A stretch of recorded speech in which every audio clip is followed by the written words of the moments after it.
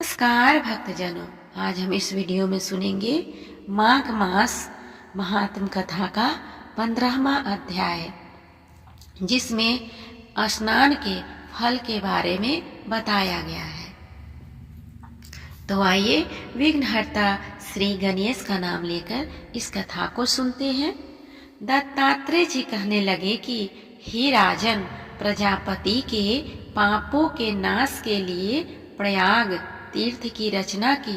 सफेद और काली के जल की धारा में स्नान का महात्म भली प्रकार सुनो।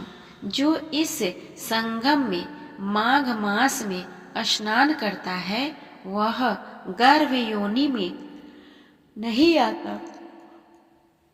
भगवान विष्णु की दुर्गम माया माघ में प्रयाग तीर्थ पर सब नष्ट कर देती है। माघ मास में प्रयाग में स्नान करने से मनुष्य अच्छे भोगों को भोगकर ब्रह्मा को प्राप्त होता है। माघ मास तथा मकर के सूर्य में जो प्रयाग में स्नान करता है उसके पुण्य की गिनती चित्रगुप्त भी नहीं कर सकता। 100 वर्ष तक निराहार रहकर जो पुण्य प्राप्त होता है वह फल माघ मास में 3 दिन प्रयाग में स्नान करने से होता है। जो फल 100 वर्ष तक योगाभ्यास करने से मिलता है। जैसे सर्प पुरानी केजुली को छोड़कर नया रूप ग्रहण कर लेते हैं, वैसे ही माघ मास में स्नान करने से मनुष्य पापों को छोड़कर स्वर्ग को प्राप्त होता है। परंतु गंगा यमुना के संगम में स्नान करने से हजारों गुना फल मिलता है। हे राजन, जिसको अमृत कहते हैं वह यह त्रिवेणी ही है।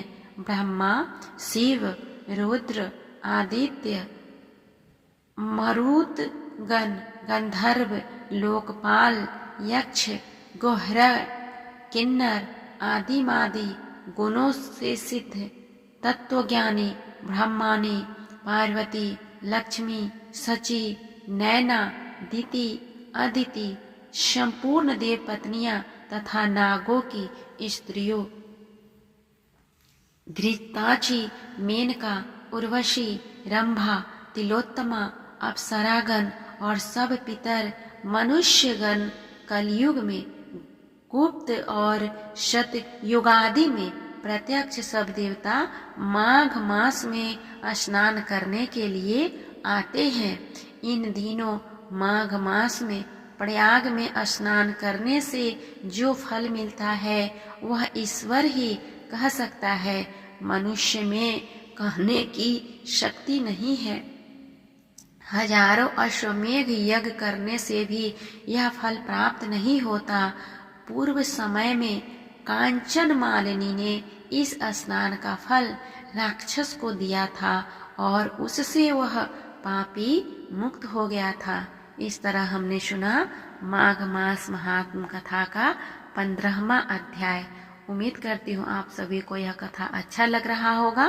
कैसा लग रहा है प्लीज कमेंट करके बताएं, और अगर अच्छा लगे तो कमेंट बॉक्स में राधे राधे लिखना ना भूलें।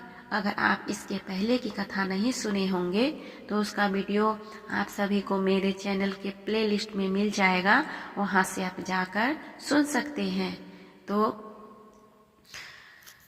तब तक के लिए भगवान श्री हरि विष्णु और माता लक्ष्मी आप सभी पे अपनी कृपा बनाए रखे। ओम नमो भगवते वासुदेवाय नमः।